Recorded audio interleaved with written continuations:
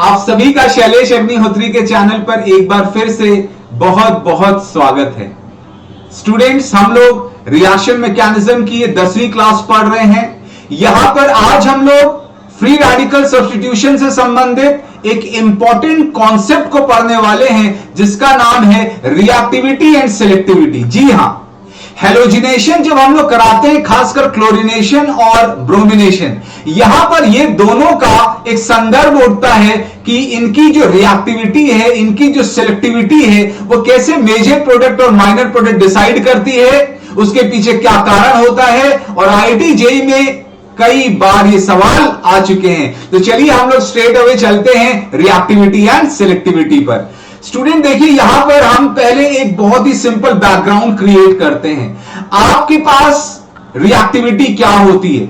जैसे कोई मॉलिक्यूल है, उस मॉलिक्यूल से कई प्रकार के अलग अलग बॉन्ड्स होते हैं। कई बॉन्ड बहुत आसानी से टूटते हैं, कई बहुत मुश्किल से टूटते हैं। जो बहुत आसानी से आराम से टूट जाते हैं वो ज्यादा रिएक्टिव होते हैं, और जो काफी कठिनाई से टूटते हैं वो लेस रिएक्टिव होते हैं। तो रिएक्टिविटी का कॉन्सेप्ट जाता है बॉन्ड डिसोसिएशन एनर्जी से। तो इस कॉन्सेप्ट के साथ एक बहुत इंपॉर्टेंट चीज जुड़ी है। जैसे हम लोग अल्केन्स की बात करते हैं, मान लीजिए जब अल्केन्स की आप बात करते हैं तो वहां पर 3 डिग्री हाइड्रोजन हो सकता है, 2 डिग्री हो सकता है, 1 डिग्री। होमोलिसिस में हमने आपको बताया है 3 डिग्री फ्री रेडिकल बनना सबसे आसान है, क्योंकि 3 डिग्री हाइड्रोजन और कार्बन का जो बॉन्ड होता है वो वीकेस्ट होता है, यानी वो मोस्ट रिएक्टिव होगा। क्यों ऐसा होता है? क्योंकि आप देख सकते हैं अगर 3 डिग्री हाइड्रोजन यहां से ब्रेक करेगा, जो 3 डिग्री कार्बन से जुड़ा है, तो यहां पर जो एक फ्री रेडिकल बनेगा वो बहुत स्टेबल होगा, क्योंकि इसके पास 9 हाइपर कॉन्जुगेटिंग स्ट्रक्चर्स होंगे। फिर 2 डिग्री जहां पर 6 हाइपर कॉन्जुगेशन, और लास्ट में 1 डिग्री जहां पर 3 हाइपर कॉन्जुगेशन, जो हमने एक एग्जांपल से दिखाया है। तो जैसे जैसे स्टेबिलिटी और फ्री रेडिकल डिक्रीज होती है, वो बॉन्ड स्ट्रॉन्ग होता रहता है और उसकी रिएक्टिविटी कम होती जाती है। तो आप समझे कि ये कॉन्सेप्ट ऑफ रिएक्टिविटी है जो बॉन्ड से जुड़ी है। ठीक है, अब देखिए इसमें एक अहम चर्चा क्या उठती है। अब हमने क्या करना है, हम लोग को अल्केन्स का हेलोजिनेशन कराना है। वो फ्लोरिनेशन, क्लोरिनेशन, ब्रोमिनेशन कुछ भी हो सकता है। आयोडीनेशन नहीं कराते हैं क्योंकि बहुत स्लो होता है, ना के बराबर, तो उसकी चर्चा ही नहीं करेंगे। फ्लोरिनेशन एक्सप्लोसिव होता है, बहुत फास्ट होता है। तो जो प्रैक्टिकली हम लोग लैब में कराते हैं या जो हमारे प्रैक्टिकल एप्लीकेशन का है, वो क्लोरिनेशन होता है और ब्रोमिनेशन। तो फ्लोरिनेशन एक्सप्लोसिव होता है, उसकी चर्चा कम करते हैं। आयोडीनेशन बहुत स्लो होता है। तो पर्पसफुल क्या है? क्लोरिनेशन और ब्रोमिनेशन। बच्चों, अगर हम क्लोरिनेशन से स्टार्ट करें तो पहले कुछ और इंपॉर्टेंट बात पढ़ते हैं। हमने आपको अल्केन की रिएक्टिविटी के बारे में बताया कि कौन सा हाइड्रोजन ज्यादा रिएक्टिव होता है, कम रिएक्टिव होता है, फ्री रेडिकल की स्टेबिलिटी। सिलेक्टिविटी क्या होती है? बच्चों, होता क्या है, जैसे हेलोजिनेशन आप करा रहे हैं, जैसे क्लोरिनेशन करा रहे हैं, तो वो जो क्लोरीन रेडिकल है वो 3 डिग्री का हाइड्रोजन एब्स्ट्रैक्ट करेगा कि 2 डिग्री का करेगा कि 1 डिग्री का करेगा। अगर उसके पास ऑल्टरनेटिव्स हैं तो उसकी क्या इंक्लिनेशन होगी, क्या उसकी टेंडेंसी होगी 3 डिग्री को, 2 डिग्री को और 1 डिग्री को एब्स्ट्रैक्ट करने की। ये उस रेडिकल की सिलेक्टिविटी है। तो यहां पर जैसे हम फ्लोरीन की बात करें, अब पहली चीज तो ये समझे, हम आपको रिएक्टिविटी बता चुके हैं कि जो हैलोजेंस होते हैं उससे फ्लोरीन सबसे ज्यादा रिएक्टिव होता है और ब्रोमीन लीस्ट रिएक्टिव है, जिसकी हम पढ़ाई करेंगे। अभी रिएक्टिविटी और सिलेक्टिविटी में एक बहुत इंपॉर्टेंट रिलेशन होता है। जैसे हम अगर बात करते हैं, अभी हमने आपको बताया कि 3 डिग्री अगर आपको फ्री रेडिकल बनाना है तो आपको 3 डिग्री हाइड्रोजन एब्स्ट्रैक्ट करना होगा। ये आपकी सिलेक्टिविटी है 3 डिग्री की। अभी क्या होता है कि कुछ हैलोजन इतने ज्यादा रिएक्टिव होते हैं, जैसे फ्लोरीन है। अब जैसे फ्लोरीन है जो बहुत रिएक्टिव, अगर आपको बहुत भूख लगी है तो आपके सामने रोटी रख दी जाए, पिज्जा रख दिया जाए, आपको कोई फर्क नहीं पड़ता। जितने चाव से आप पिज्जा खाएंगे उतने ही चाव से आप रोटी भी खाएंगे, क्योंकि आपके पास भूख बहुत ज्यादा है। तो फ्लोरीन के साथ यही है, इतना रिएक्टिव है कि उसको नहीं मतलब है कि कौन बॉन्ड स्ट्रांग है, कौन बॉन्ड वीक है। वो इतना ज्यादा ताकतवर है कि वो जिस पर जाकर अटैक करेगा वो टूटना ही टूटना है। तो वहां पर बॉन्ड की स्थिति मैटर नहीं करती है। तो फ्लोरीन इज नॉट सिलेक्टिव। लेकिन जो कमजोर है, जैसे आपको भूख नहीं है तो आपको खाने के लिए हम लौकी की सब्जी दे दें और आपको कोई केक दे दे तो ऑब्वियसली आपको भूख नहीं, लौकी की सब्जी नहीं खाओगे, आप केक खाओगे। तो यही बात होती है क्लोरीन और ब्रोमीन के साथ। ये लोग लेस रिएक्टिव होते हैं फ्लोरीन की तुलना में, तो इनमें थोड़ी सिलेक्टिविटी आ जाती है। ये कुछ प्रकार के हाइड्रोजन को प्रेफरेबली एब्स्ट्रैक्ट करेंगे in comparison to others. This is the selectivity. और वो कब आती है? जब आपकी रिएक्टिविटी कम होती है, आप थोड़ा ठहर के सोचते हो कि आपके लिए क्या बेनिफिशियल है, तो ये होती है सिलेक्टिविटी। अब हम लोग एक एक केस लेके पढ़ते हैं। पहला हम लोग केस लेते, इसके पहले हम लोग एक इंपॉर्टेंट चीज पढ़ लें, द एक्सटेंट ऑफ प्रेफरेंस। जैसे रेडिकल का आपने रिएक्शन कराया तो उसकी क्या प्रेफरेंस है, वो 3 डिग्री जा रहा है, 2 डिग्री जा रहा है, 1 डिग्री जा रहा है, ये दो बातों पर निर्भर करती है। एक तो उसकी सिलेक्टिविटी क्या है, जो भी हम बात करेंगे, सिलेक्टिविटी ऑफ द रेडिकल, और दूसरा टेम्परेचर। तो जैसे हम क्लोरीन की बात करेंगे, ब्रोमीन की बात करेंगे अलग अलग केसेस में, तो वहां पर उसकी हाइड्रोजन के एब्स्ट्रैक्ट करने की अलग अलग टेंडेंसीज होगी, जो उसकी सिलेक्टिविटी होगी। लेकिन टेम्परेचर को अगर आप चेंज करेंगे तो उसकी सिलेक्टिविटी पर भी प्रभाव पड़ेगा, ये बात भी हम देखेंगे। तो there are two terms, selectivity and the temperature control. वो सिलेक्टिविटी को चेंज करता है। तो चलिए हम लोग पढ़ते हैं सिलेक्टिविटी ऑफ क्लोरीन। तो पहला केस हम लेते हैं क्लोरीनेशन का।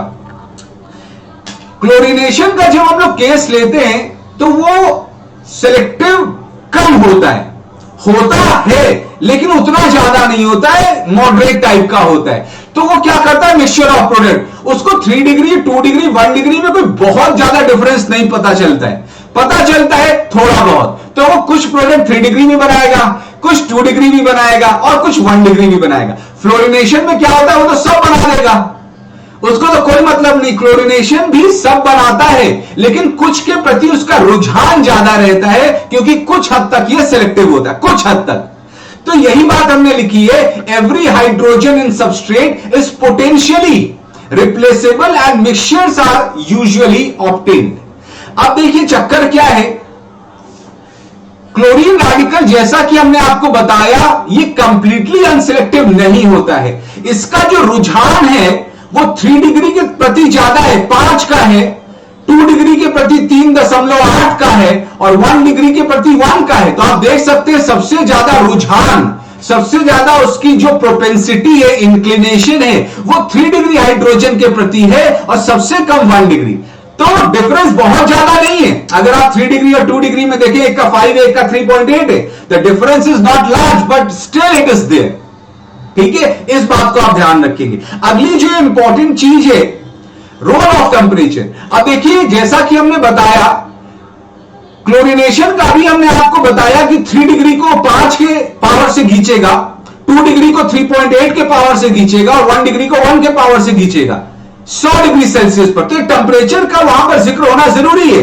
ये जो हमने आपको डेटा दिया ये 100 डिग्री सेल्सियस पर दिया, लेकिन अगर आपने टेम्परेचर 600 कर दिया, जैसा कि हमने नीचे एग्जांपल दिया है, तो 3 डिग्री पर आप 100 डिग्री पर देख सकते हैं 5:3.8:1।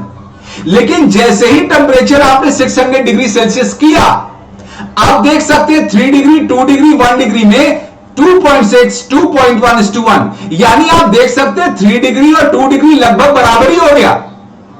तो ये जो उसकी सिलेक्टिविटी थी वो धीरे धीरे कॉम्पनसेट हो जाती है, कम हो जाती है as you increase the temperature. आप 600 से 1000 कर दो, 1200 कर दो, 1300 कर दो, वो टोटली अनसेलेक्टिव हो जाएगा। उसके लिए जैसा होगा 3 डिग्री वैसे ही होगा, 2 डिग्री वैसे ही होगा 1 डिग्री। ये टेम्परेचर होता है।